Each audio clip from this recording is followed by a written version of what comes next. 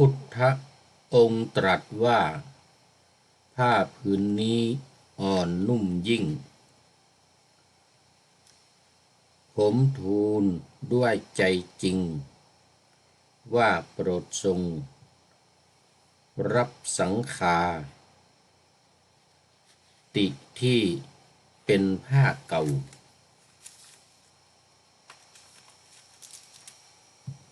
ของเราที่ทำด้วยผ้าเก่าพระองค์ตรัสว่าเธอจักทรงผ้าป่านบังสุกุลของเราที่ใช้สอยนี้จริงหรืออย่างไรผมกราบทูลพลางว่า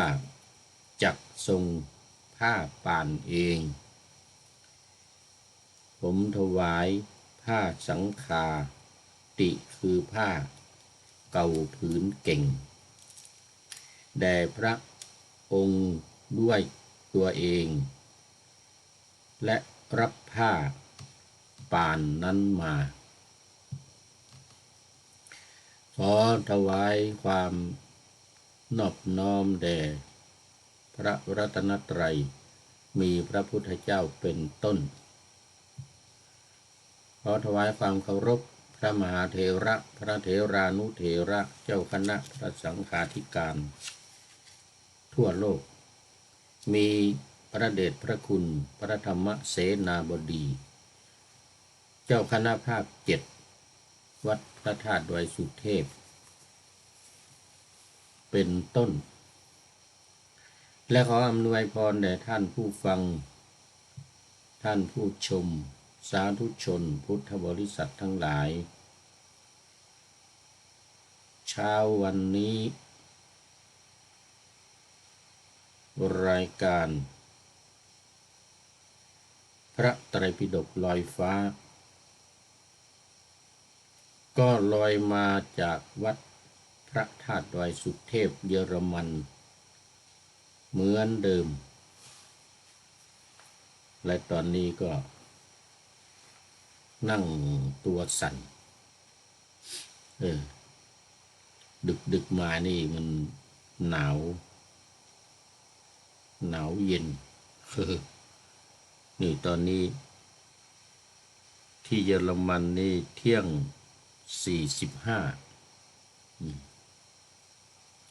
แต่ที่เมืองไทยก็5:45เกือบจะ6 โมงเช้า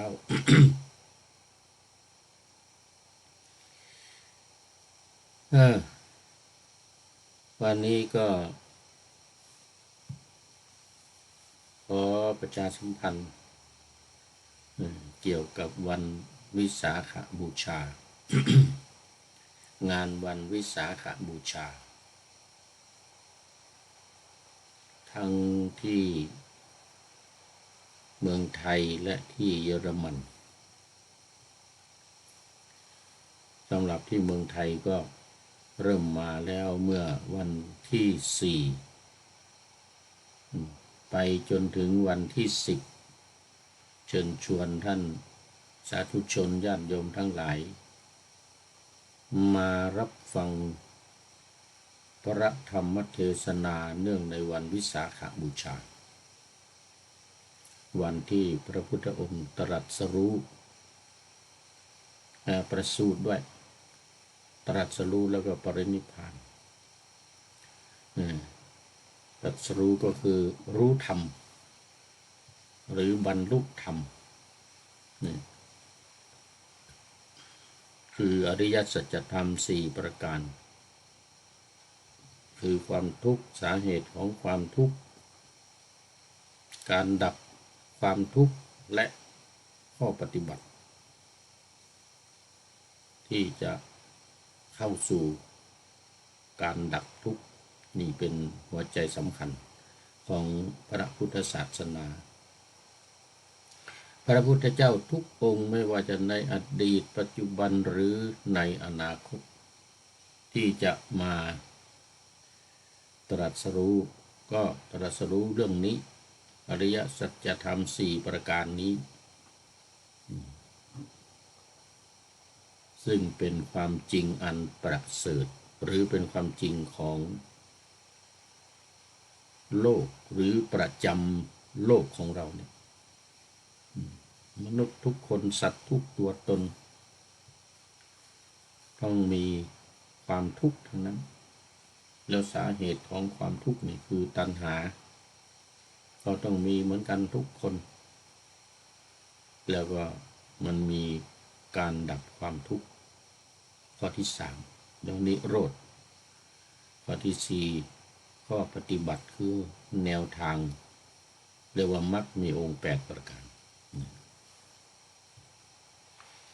จึงเป็นวันสำคัญอย่างยิ่งการประสูติในวันนี้ก็มีความหมายเดียวกันคือประสูติมาเพื่อที่จะบรรลุเป็นพระพุทธเจ้านี้เองปรินิพพานก็ดับสนิทในความเป็นพระพุทธเจ้าเนี่ยคือตอนที่ตรัสรู้เนี่ยวันตรัสรู้นั้นเป็นการละกิเลสดับกิเลสทั้งหลายยังมีเบญจขันธ์คือร่างกายนี้อยู่เป็นการตรัสรู้แต่ว่ายังไม่ปรินิพพานวันปรินิพพานก็เป็นซึ่งเป็นวันเดียวกันนี้ก็เป็นวันที่ดับสังขารคือร่างกายนี้ที่ประกอบด้วยองค์5รูปเวทนาสัญญาสังขารวิญญาณ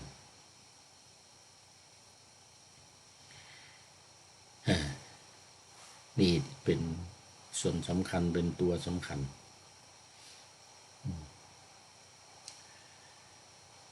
ดังนั้นทางวัดพระธาตุดอยสุเทพจังหวัดเชียงใหม่จึงได้จัดให้มีการแสดงธรรมทุกวันตอนเย็นเวลา1 ทุ่มนิมนต์พระมาเทศน์ญาติโยมทั้งหลายก็มาเป็นเจ้าภาพมาเป็นเจ้าภาพตั้งแต่กันที่1ถึงกันที่วันที่4ถึงวันที่10กันที่1ถึงกันที่7มีเป็นเจ้าภาพหมดแล้วแล้วก็การเดินขึ้นดอยสุเทพในวันที่10ตอนเย็นถึงวันที่11ตอนเช้าโดยขบวนแห่บุษบกน้ำสงฆ์พระราชทานจากพระบาทสมเด็จพระเจ้าอยู่หัวพระวชิรเกล้าเจ้าอยู่หัว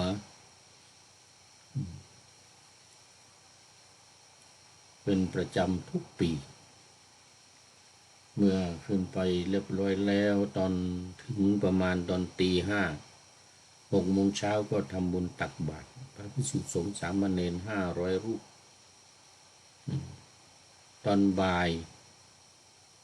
ก็ทำพิธีส่งน้ำพระบรมธาตุน้ำพระราชทานอันนี้เป็นแล้วตอนเย็นก็มีเทศอีก1 กัน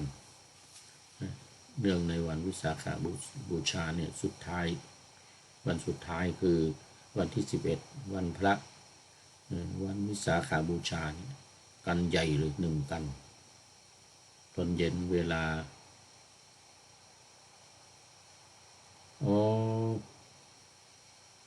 ตอนไม่มีก่อนไม่มีก่อนทำวัดสวดมนต์แล้วมันจะมีการ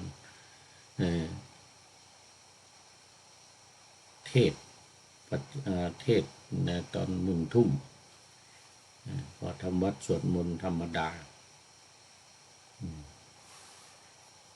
ทักษิณเวียนเทียนมาบูชาพระบรมธาตุจะเที่ยวหนึ่งก่อนทำวัดสวดมนต์เย็นเสร็จแล้วก็นู่น1 ทุ่มเทศเหมือนเดิมเทศกันใหญ่อย่างว่าเสร็จแล้วก็เวียนเทียน ประทักษิณรอบอีกเที่ยวหนึ่งอีกเที่ยวหนึ่งเป็น2 ครั้งเลย พิเศษกรณีพิเศษและหลังจากนั้นก็เชิญชวนรับฟังธรรมกันต่ออีกแสดงพระธรรมเทศนาเนี่ยแรม1 ค่ำไปจนถึงแรม7 ค่ำ7 วันวันที่8หรือแรม8 ค่ำก็จะเป็นวันประชุมเพลิงพระบรมศพของพระศาสดา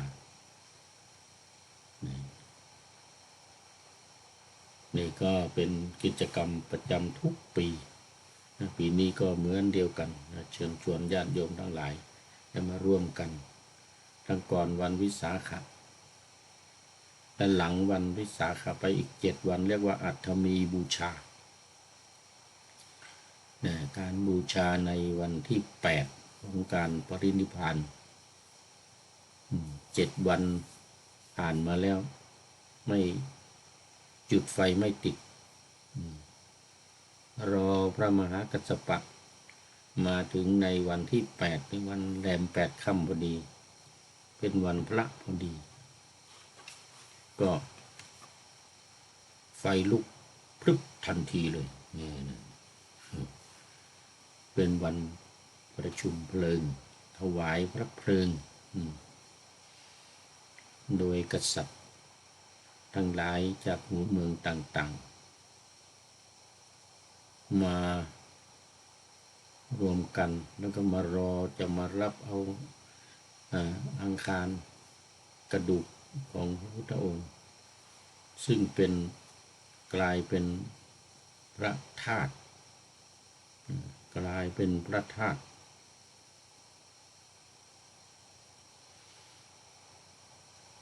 มารอรับเอาก็มีพราหมณ์โทนะพราหมณ์เป็นผู้แจกประกาศยืนอยู่บนกำแพงประกาศแบ่งออกให้เป็น8 ส่วนสัตว์หัวเมืองต่างๆเมืองสาวัตถีเมืองราชคฤห์เมืองกุสินาราโน่นกบิลพัสพาราณสีมารอกันเพียบเสด็จมารอกันเพียบ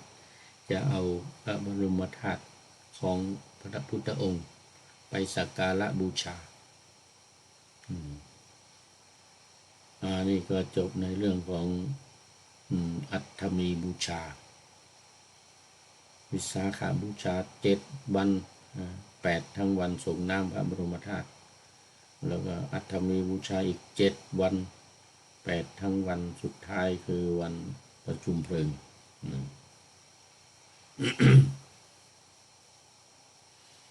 เอาละนี่ก็เป็นข่าวการประชาสัมพันธ์วันสำคัญในวันวิสาขบูชาแล้วก็มาที่เยอรมนีนี่ก็มีการปฏิบัติธรรมตั้งแต่วันที่10ถึงวันที่11 2 วันในวันวิสาขบูชานี้เชิญชวนทุกท่านญาติโยมทุกคนได้ร่วมกันร่วมกิจกรรมตั้งแต่ต้นอันนี้ก็เริ่มมาแล้วใช่2-3 วันวันนี้แล้วเนี่ยวันที่4ที่5ที่6ก็โมทนาขอบคุณทุกท่านเป็นอย่างยิ่งสำหรับรายการพระไตรปิฎกลอยฟ้าของเรานี่ก็รับฟังผ่านทางวิทยุ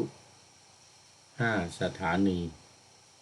คือวัดพระธาตุดอยสุเทพสถานีวิทยุ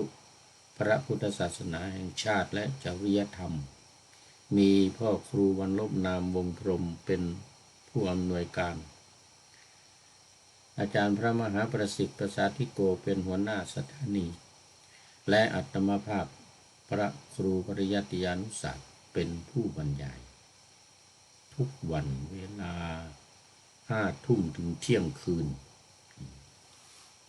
อันนี้ดึกหน่อย5 ทุ่มถึงเที่ยงคืนสำหรับคนนอนดึกญาติโยม FC ทั้งหลาย FC ทางวิทยุ2 สถานีวิทยุเพื่อการศึกษาพระพุทธศาสนาและวัฒนธรรม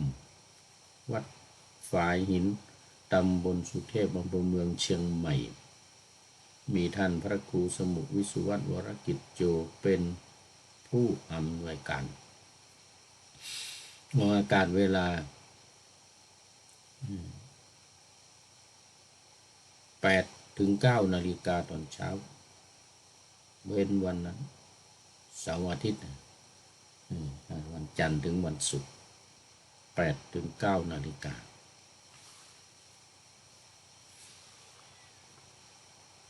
3 สถานีวิทยุคลื่นสีขาวเพื่อชาวประชาวัดปากทางเจริญอำเภอดอยหล่อจังหวัดเชียงใหม่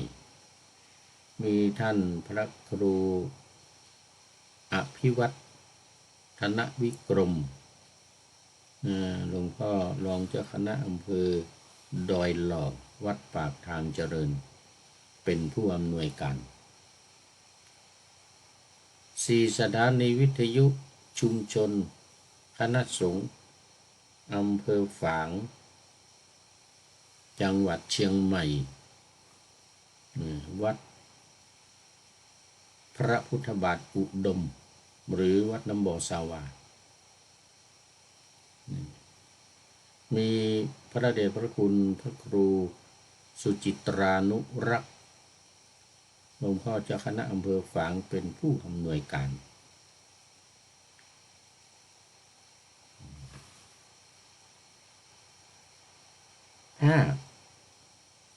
สถานีวิทยุมจร.วิทยาลัยสงฆ์นครลำปางมีอาจารย์จีรศักดิ์ปันลำเป็นผู้อำนวยการ3 สถานีหลังนี้วัดปากทางเจริญวัดพระพุทธบาทอุดมแล้วก็มจร.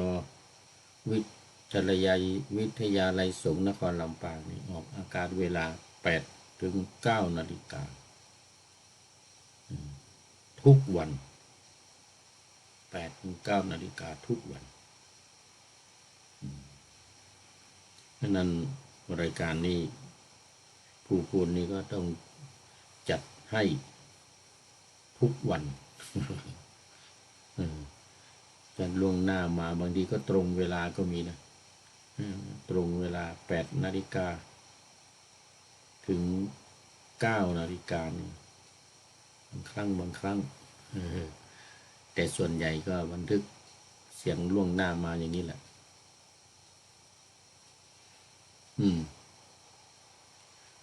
วันนี้ก็ยังอยู่ในสูตรเดิมคือจีวรสูตรเป็นอาทิตย์มาแล้วเนี่ยนี่จีวรสูตรนี่5 วัน 4 วัน 5 วันมาแล้วน่าจะถึงอาทิตย์ที่จะจบนี่นะ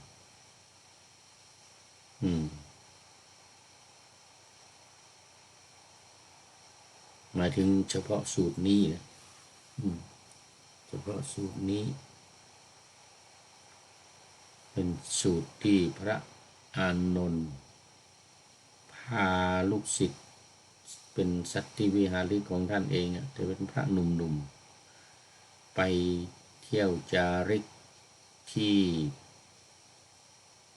ทักขินาคีรีชนบททักขินาคีรีชนบทเป็นครั้งแรกที่นำจิตออกไปจาริกแสวงบุญบิณฑบาตนอนไปตามป่าตามเขา เนี่ยอานนท์ทดลองความสามารถ ปรากฏว่าภิกษุหนุ่มทั้งหลายอยู่กันไม่ได้สิกขาลาเพศไปบอกคืนสิกขาลาเพศไปหลายรูปเหลือไม่กี่รูปกลับมาก็เลยเข้าไปหาท่านพระมหากัสสปะแล้วก็นิมนต์ท่านไปเทศให้ภิกษุณีฟังท่านพระนี่ก็อยู่ในนั้นด้วยอยู่ในการฟังธรรมนั้นด้วยพระอานนท์พระอานนท์แต่ว่าไปเทศในสำนักภิกษุณีนะสำนักภิกษุณีแล้วก็พระมหากัสสปะได้ยินพระอานนท์เล่าให้ฟังแล้วนี่ก็เลยกล่าวว่าโอ้เธอทั้งหลายไปกันทำไมมึงไม่ได้ศึกษาเล่าเรียนพระธรรมวินัยเต็มที่ไม่ได้ฝึกอบรมกรรมฐานเต็มที่ออกไปก็อยู่กันไม่ได้บอกลาสิกขาคืนกันไปหลายรูปเหลือไม่กี่รูปกลับมานี่พระอานนท์ก็เลยพระมหากัสสปะก็เลยตักเตือนบอกว่าพวกเธอทั้งหลายนี่มันมีความประมาทมีความประมาทเลยนะเหมือนกับเป็นเด็กไม่สำรวมอินทรีย์ตาหูจมูกลิ้นกายและใจให้ครบถ้วนยังมีความประมาทก็เลยเนี่ยสิกขาลาเพศกันไปเนี่ยเหมือนกับเป็นเด็กเหมือนกับเป็นเด็กอ่อนเปรียบเทียบว่าโอ้ยังเด็กยังไม่มีการสำรวมยังไม่มีความรับผิดชอบเอาใจใส่อย่างแท้จริงยังใหม่อยู่1 พรรษา2 พรรษาอย่างนี้ยังเป็นเด็กอยู่นางภิกษุณีทุลนันทาก็เลยไม่พอใจแล้วก็กล่าวว่าโอ้พระมหากัสสปะเนี่ยมาว่าเราเป็นเดียรถีมาก่อนเขามาบวชแล้วก็มาว่าพระคุณเจ้าของเราพระอานนท์ไปเสียหายว่าเป็นเด็กไม่มีความรับผิดชอบเนี่ยนะก็พระมหากัสสปะได้ยินอย่างนั้นก็เลยกล่าวกับพระอานนท์ต่อหน้าภิกษุณีทั้งหลายเป็นการแสดงธรรมมาเล่าประวัติของตัวเองให้กับพระอานนท์ฟังว่าไม่ใช่ธรรมดานะเรานี่ท่านทั้งหลายอย่าได้น้อยอกน้อยใจที่ถูกว่าโดยเราเนี่ยนะเพราะว่าเรานี่ก็เป็นเหมือนเดียวกับท่านทั้งหลายนี่แหละสมัยก่อนตอนบวชใหม่ๆเหมือนกันตอนบวชใหม่ๆเนี่ย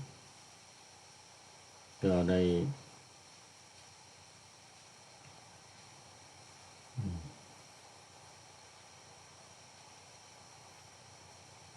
แสดง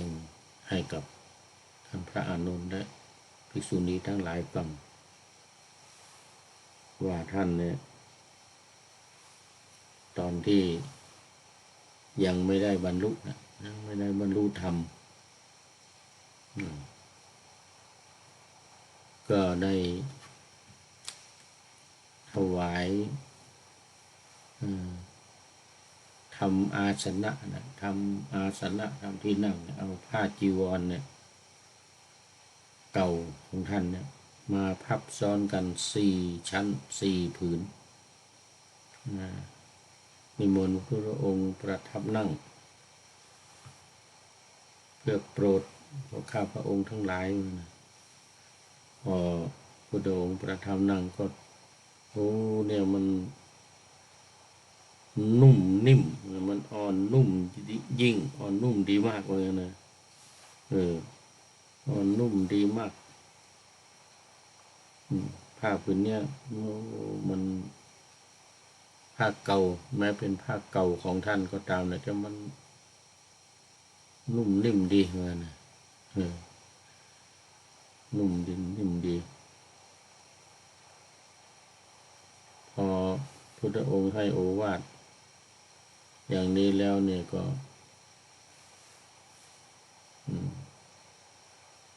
บอกกับพระเถระว่าโอ้เดี๋ยวท่านพระมหากัสสปะนิมนต์ขอรับผ้าเก่าเนี่ยไปใช้ขอไปถวายพุทธองค์ให้ไปใช้พุทธองค์ก็ถามท่านพระกัสสปะพระมหากัสสปะเนี่ยว่าพวกเราเนี่ยมันก็มีกัน3 ผืนไตรจีวรถ้าท่านจะถวายผ้านี้ให้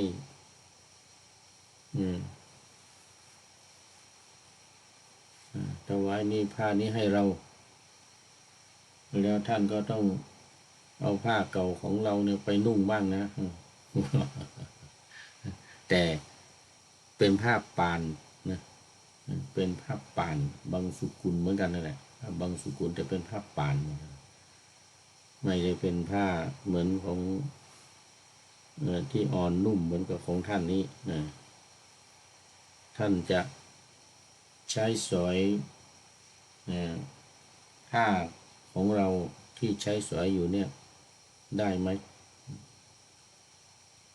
จะเปลี่ยนไหมเหมือนกันนะพระมหากัสสปะก็ได้รับกับพระพุทธองค์ว่ากราบทูลพระองค์ว่าได้เหมือนกันนะข้าพระองค์จะเป็นผู้ใช้สอยจีวรเก่าของพระองค์เอาของคือคล้ายๆแลกกันนะเอาของตัวเองนี่ถวายพุทธองค์ก็ให้เอาของเก่าเนี่ยมาให้พระมหากัสสปะนุ่งเงินนะมันจะเอาไหมวะนะมหากัสสปะโอ้ขอรับยิ่งเป็นการดีเหมือนกันด้วยความยินดีเป็นอย่างยิ่งนะก็เลยถวายสลับแลกกันท่านพระอานนท์นี่ก็ถวายผ้าเก่า4 ผืนที่ซ้อนกันเป็นอาสนะนั่งส่วนพระพุทธองค์ก็ถวายพระมหากัสสปะเป็นผ้าที่พระพุทธองค์ใช้อยู่ประจำทุกวันนั่นแหละสังฆาติจีวรนะผ้าอันตรวาสกอุตราสงอันตรวาสกเก่าเนี่ยที่เอาพับถวายพุทธองค์ประทับนั่งเนี่ย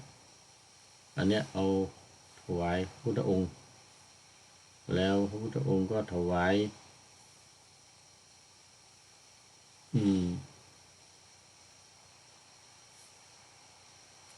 รับผ้าสังฆาติไปเนี่ยเอาผ้าจีวรเก่าของพระองค์สังฆาติจีวรนะสังฆาติอุตราสงอันตรวาสกเนี่ยเก่าเหมือนกันเราใช้สวยแล้วเหมือนกันแต่เป็นผ้าป่านด้วยเหมือนกันนะผ้าป่านท่านจะเอาไว้เอาพระมหากัสสปะว่าเอามานะยินดีเป็นอย่างยิ่งได้ของ เป็นมงคลเป็นเศษเป็นเกินของจากพระองค์นั่นปฏิบัติพระพุทธองค์ก็เอาผ้าเก่าๆของพระองค์ให้แต่ถึงจะเป็นผ้าเก่านะที่นุ่งอยู่ประจำทุกวันนะแต่ว่ามันเป็นผ้าดีเป็นผ้าดีผ้าป่านเขาเรียกผ้าป่านโทเลปัจจุบันเราเรียกป่านโทเลยังดีอยู่มันยังไม่เก่าก็เอาให้พระมหากัสสปะ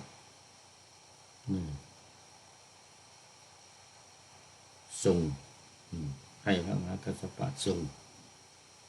นุ่งห่มเรียบร้อยแล้วก็ให้โอวาทอีกพอรับไปแล้วนะแลกกันแล้วเนี่ยของตัวเองให้ท่านมหากัสสปะนะของมหากัสสปะเนี่ยของตัวเองเนี่ยถวายพุทธองค์ก็เอาอันใหม่ถวายให้มหากัสสปะแต่ก็ไม่ใช่ใหม่นะเก่าที่พระองค์ใช้สอยอยู่เนี่ยเพราะรูปร่างของท่านพระนี่มหากัสสปะนี่ก็สูงใหญ่เหมือนเท่ากันกับพระพุทธองค์เลยนะเมื่อถวายแล้วเนี่ยก็เอาของเก่าให้นุ่งสลับกันเลยสลับกันเลย แต่ละผืนก็เก่ากันทั้งนั้นนะทั้งของพระพุทธเจ้าก็เก่าของพระเถระพระมหากัสสปะเถระก็เก่าเหมือนกัน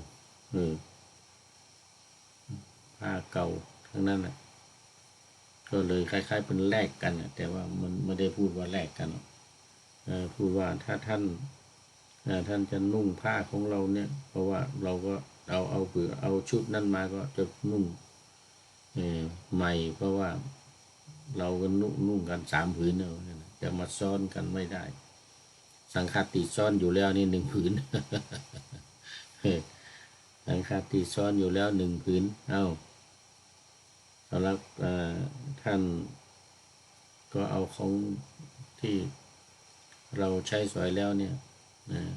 ไปนุ่งท่านก็เอาของท่านถวายมา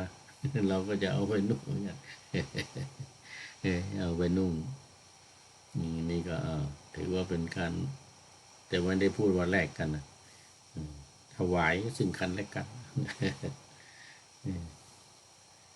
แล้วก็ท่านก็ถวายผ้า4 ชั้นกับพระพุทธองค์ก็ถอดเอาจีวรสบงอังสะมันไม่มีอังสะมันมี3 ผืนสังฆาติอุตราสงฆ์อันตรวาสก3 ผืนนี้ถวายท่านพระมหากัสสปะไปสลับกันครองสลับกันครองพระพุทธเจ้าก็ห่มของพระมหากัสสปะกัสสปะก็ห่มของพระพุทธเจ้าซึ่งเป็นของเก่าเหมือนกันเก่าของพระพุทธเจ้าสงสัยจะได้ทำบุญด้วยของเก่านะมันในสมัยก่อนชาติก่อนนะมาชาตินี้จึงได้แต่ของเก่าบางสุกุลมาเป็นของเก่าทั้งสองสลับกันไปนี่พระพุทธเจ้าก็ได้ผ้านุ่มนิ่มดีผ้าเก่าของมหากัสสปะนั่นแหละ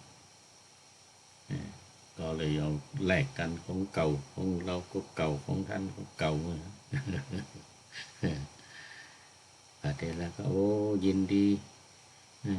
จะนุ่งผ้าที่พระพุทธองค์ใช้สวยแล้วเนี่ยอย่างทนุถนอมเหมือนกันคราวนี้ก็แลกกันเรียบร้อยถวายกันเรียบร้อยแล้วก็แยกย้ายกันไป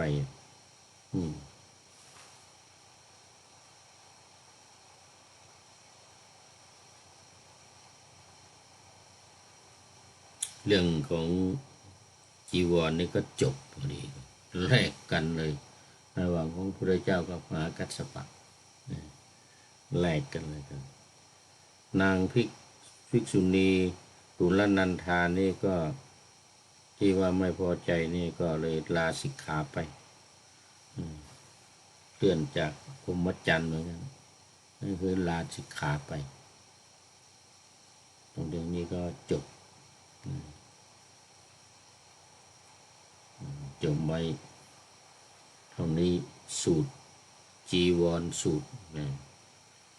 จีวรสูตรก็มาจบตรงที่ว่าจีวรของพระพุทธเจ้า3 ผืนสลับมาเป็นของพระอานนท์ใช้เดี๋ยวพระมหากัสสปะแต่พระมหากัสสปะก็วายของเก่าของตัวเองนี่แหละพุทธองค์ก็ไปนุ่งไปทรงไปครองทางสังฆาติอุตราสงฆ์อันตรวาสก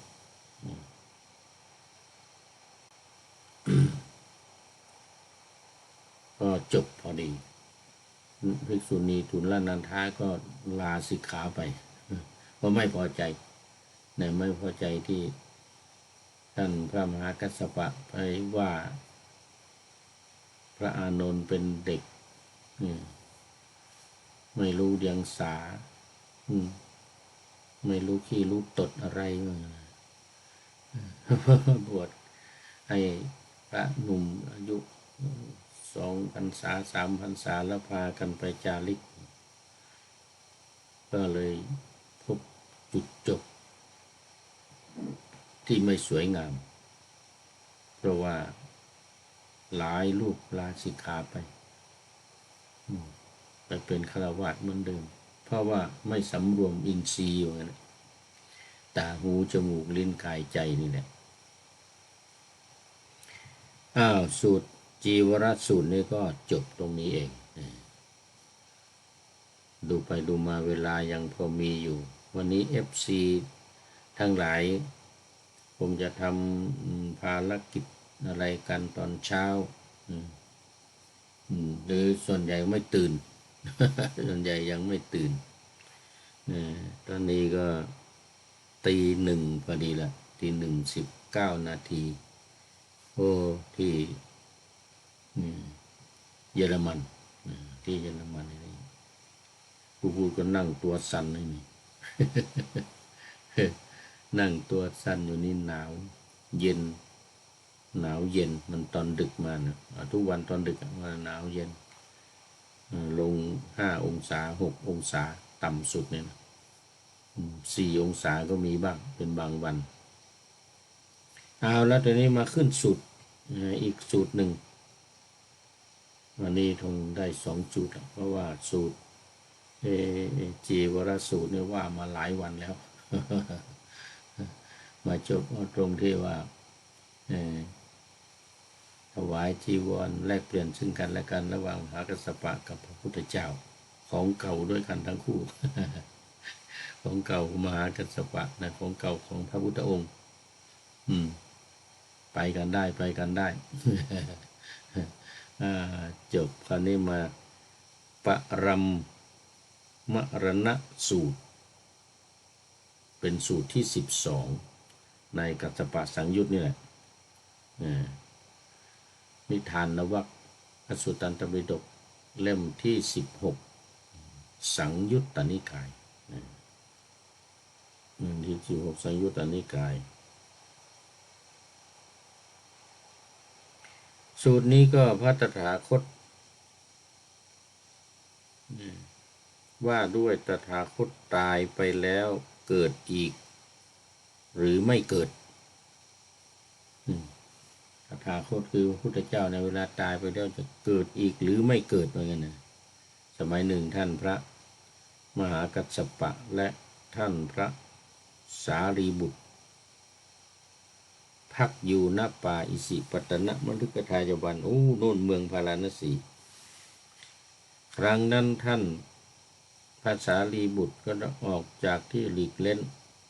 เสร็จจากการทำกรรมฐานเข้าฌาน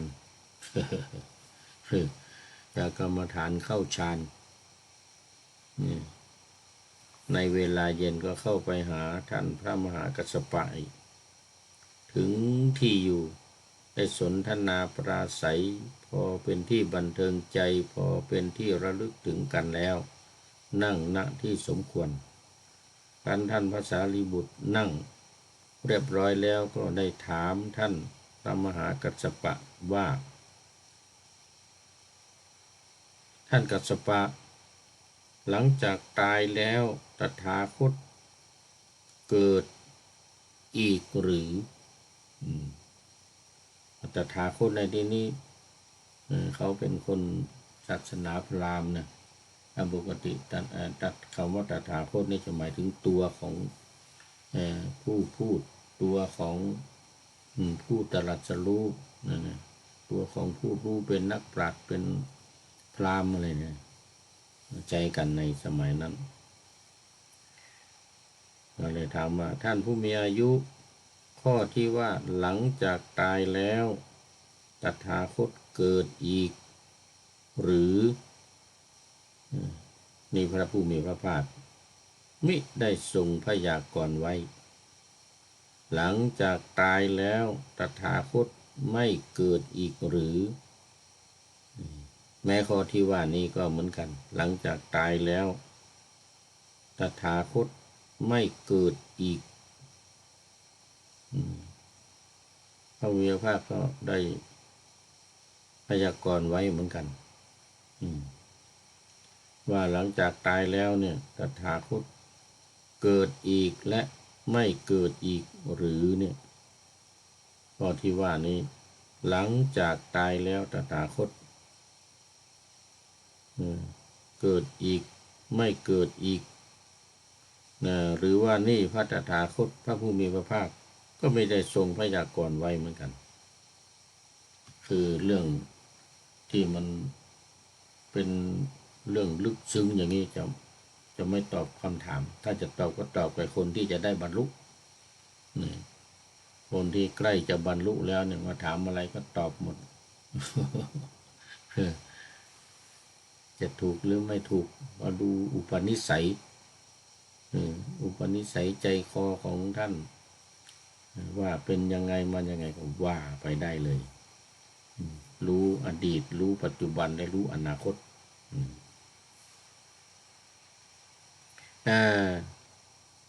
แม้ข้อที่ว่าหลังจากตายแล้วตถาคตเกิดอีกก็ไม่ใช่ไม่เกิดอีกก็ไม่ใช่นั้นพระผู้มีพระภาคก็ไม่ได้ทรงพยากรณ์ไว้เหมือนกันเพราะข้อนั้นไม่มีประโยชน์ไม่เป็นเบื้องต้นแห่งการประพฤติพรหมจรรย์ถ้ารู้ความจริงก็อาจจะขอลาสิกขาหนีไปอีกก็ได้นี่เรื่องมัน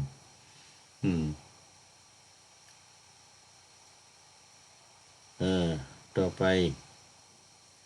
เพื่อตรัสรู้เพื่อรู้ยิ่งเพื่อนิพพานเพราะเหตุนั้นพระผู้มีพระภาค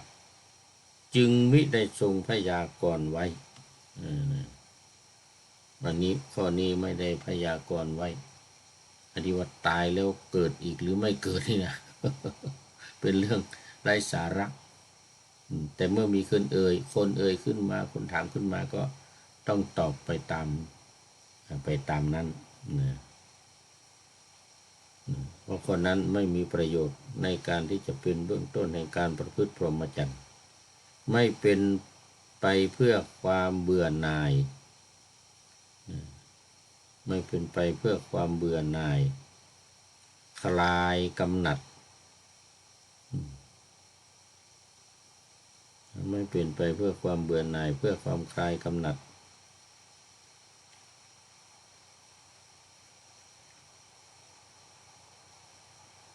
ก็จึงไม่ตรัสเพราะมันไม่มีประโยชน์แท้จริงบุคคลเมื่อจะกล่าวถึงคนใดคนหนึ่งคนกล่าวว่าบุตรของพระผู้มีพระภาคผู้เกิดแต่อกของพระผู้มีพระภาคนั้นทรงเนรมิตเป็นธรรมทายาทจึงรับผ้าป่านบังสุกุลที่ใช้สวยแล้วบุคคลเมื่อจะกล่าวถึง คนนั้นให้ถูกต้องควรกล่าวกับผมว่าบุตรของพระผู้มีพระภาคเป็นผู้เกิดแต่อกเกิดแต่พระโอษฐ์เกิดแต่พระธรรมอันพระธรรมเนรมิตแล้วเป็นธรรมทายาทอันนี้เป็นธรรมทายาทพระผู้มีพระภาคเป็นผู้เกิดแต่อก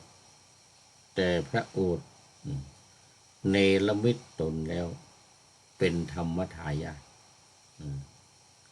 ได้รับผ้าป่านบางสุกุลที่ใช้สอยแล้วผมสงัดจากกามและจากอกุศลธรรมทั้งหลายบรรลุปฐมฌานที่มีวิตกวิจารปีติและสุขอันเกิดจากวิเวกอยู่ตราบเท่าที่ผมต้องการผมก็ปฏิบัติตามที่ผมต้องการอันนี้ท่านผู้มีอายุผมทำให้เจโตวิมุตติปัญญาวิมุตติอันหาอาสวะมิได้เพราะอาสวะทั้งหลายสิ้นไปด้วยปัญญาอันยิ่งเองเข้าถึงอยู่ในปัจจุบันผู้ใดสำคัญผมว่าควรปกปิด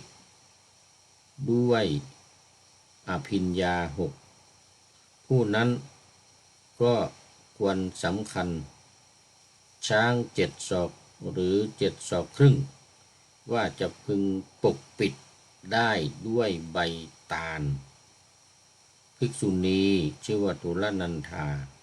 เคลื่อนจากพรหมจรรย์แล้วเรื่องของปรมรณะนี่พระองค์ตรัสเช่นเดียวกันว่าท่านกัสสปะหลังจากตายแล้วตถาคตเกิดอีกหรือ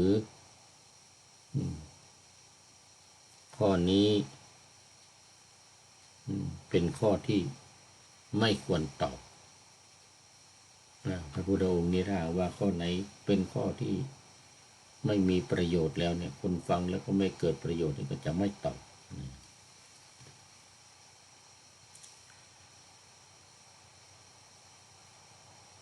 หลังจากตายแล้ว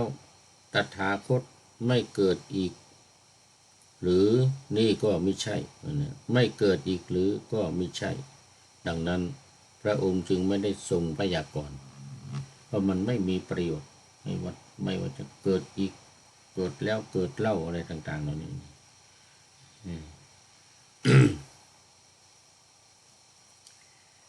ภิกษุทั้งหลายหลังจากตายแล้วตถาคตเกิดก็ไม่ใช่ไม่เกิดก็ไม่ใช่นี่ก็ไม่ได้ทรงพยากรณ์ไว้เหมือนกันหลังจากตายแล้วตถาคตเกิดอีกก็ไม่ใช่ไม่เกิดอีกก็ไม่ใช่แม้ข้อที่ว่าหลังจากตายแล้วตถาคตเกิดก็ไม่ใช่ไม่เกิดก็ไม่ใช่หรือนี่เป็นนี้พระผู้มีพระภาคก็ไม่ได้ทรงพยากรณ์ไว้เหมือนกันเพราะเหตุไรข้อที่กล่าวถึงนั้นพระผู้มีพระภาคจึงมิได้พยากรณ์ไว้เล่าคำตอบก็คือเพราะข้อนั้นมันไม่มีประโยชน์ไม่เป็นเบื้องต้นแห่งการประพฤติพรหมจรรย์ไม่เป็นไปเพื่อความเบื่อหน่ายเพื่อความคลายกำหนัดเพื่อดับเพื่อสงบระงับเพื่อรู้ยิ่งเพื่อตรัสรู้พระนิพพานเพราะเหตุนั้นพระผู้มีพระภาคจึงมิได้ทรงพยากรณ์ไว้มันเป็นเรื่องที่ว่าสุดโต่งมันจะสุดโต่งไปข้างใดข้างหนึ่งก็ไม่พยากรณ์ถ้าเช่นนั้นพระผู้มีพระภาคทรงพยากรณ์ไว้อย่างไรเล่าท่านมหากัสสปะถามต่อพระผู้มีพระภาคตรัสว่า ทรงพยากรณ์ไว้ว่านี้ทุกข์นี้ทุกข์สมุทัยนี้ทุกขนิโรธนี้ทุกขนิโรธคามินีปฏิปทาเพราะเหตุไร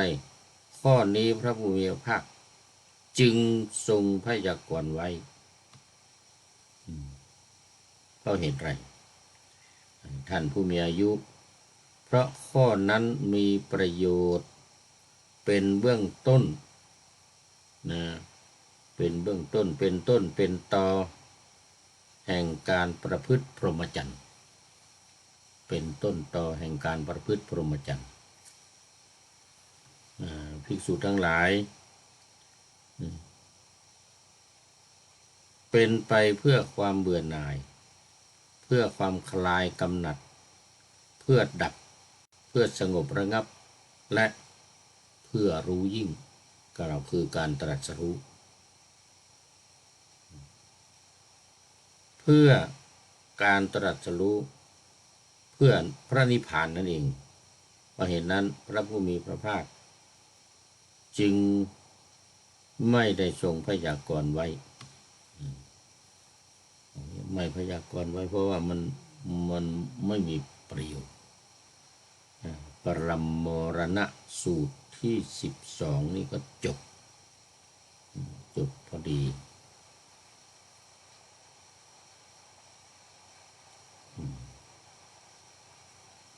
เอาละวันนี้ก็ยังพอมีเวลามาดูว่าสูตรที่ใกล้เคียงกันอีกนิดหน่อยใกล้เคียงกันอีกหน่อยตอนนี้เป็นสูตรที่13เลยสัทธัมมปฏิรูปปกัสสูตรนี่ว่าด้วยสัทธัมปฏิรูปคือมันปัจจธรรมทุกเพี้ยนไปเบี่ยงเบนบิดเบือนไปสมัยหนึ่งพระผู้มีพระภาคประทับอยู่ณพระเชตวัน อารามของอนาถบิณฑิกเศรษฐีกรุงสาวัตถีครั้งนั้นท่านพระมหากัสสปะเข้าไปเฝ้าพระผู้มีพระภาคพระผู้มีพระภาคจึงประทับถวายอภิวาทแล้วนั่งณสมควรได้กราบทูลพระผู้มีพระภาคดังนี้ว่าข้าแต่พระองค์ผู้เจริญอะไรหนอเป็นเหตุเป็นปัจจัยให้เมื่อก่อนสิกขาบทมีน้อยภิกษุผู้ตั้งอยู่ในอรหัตผลมีมากและอะไรหนอเป็นเหตุเป็นปัจจัยให้เกิดให้ได้ในบัดนี้สิกขาบทมีมากแต่ภิกษุทั้งหลายอยู่ในอรหัตผลมีน้อยดังนั้นกัสสปะข้อนั้นเป็นอย่างนี้คือเมื่อหมู่สัตว์เสื่อมลงสัตธรรมก็สูญสิ้นสูญไปเสื่อมไปสิกขาบทจึงมีมากและภิกษุตั้งอยู่ในอรหัตผลจึงมีน้อยคนที่จะได้บรรลุพูดถึงว่าคนที่จะได้บรรลุมันมีน้อยสัตธรรมก็เลือนสูญไปสิกขาบทจึงมีมากและภิกษุตั้งอยู่ในอรหัตผลจึงมีน้อยสัทธัมมปฏิรูปยังไม่เกิดขึ้นในโลกตราบใดตราบนั้นสัทธรรมก็ยังไม่เสื่อมสูญไปแต่เมื่อใดสัทธรรมปฏิรูปเกิดขึ้นในโลกเมื่อนั้น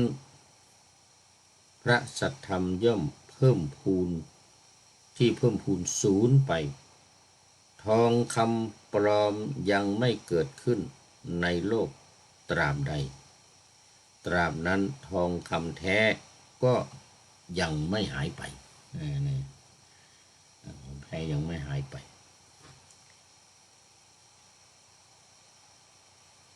และเมื่อ เมื่อใดทองคำปลอมเกิดขึ้นในโลกเมื่อนั้นทองคำแท้จึงหายไปฉันใดสัทธรรมปฏิรูปยังไม่เกิดขึ้นในโลกตราบใด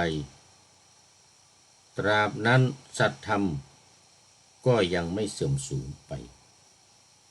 ยังไม่เสื่อมสูญแต่เมื่อใดสัทธรรมปฏิรูปเกิดขึ้นในโลกเมื่อนั้นสัทธรรมของสัตบุรุษก็จะสูญหายไปฉันนั้นเหมือนกันปฐวีธาตุธาตุดินนำทำสัตธรรมให้เสื่อมสูญไปไม่ได้อาโปธาตุเตโชธาตุวายโยธาตุเหล่านี้ก็ทำสัตธรรมให้เสื่อมสูญไปไม่ได้เหมือนกันเพราะฉะนั้นที่แท้โมฆะบุรุษในโลกนี้ต่างหากเกิดขึ้นมาย่อมทำให้สัตธรรมเสื่อมสูญไปเปรียบเหมือนเรือจะอับปางก็เพราะต้นเปรียบเทียบทางตันเท่านั้นสัตธรรมย่อมไม่เสื่อมสูญไปด้วยประการชนนี้ดูไปดูมาหมดเวลาพอดีข้าจะต้องแนะนำในรายการพระไตรปิฎกลอยฟ้านี่จากท่านผู้ฟังไปก่อนขอนำพระไตรปิฎกลอยฟ้าไปจากผู้ฟังทั้งหลายในโลกล่าวันต่อไปจะได้จรย้อนกลับมา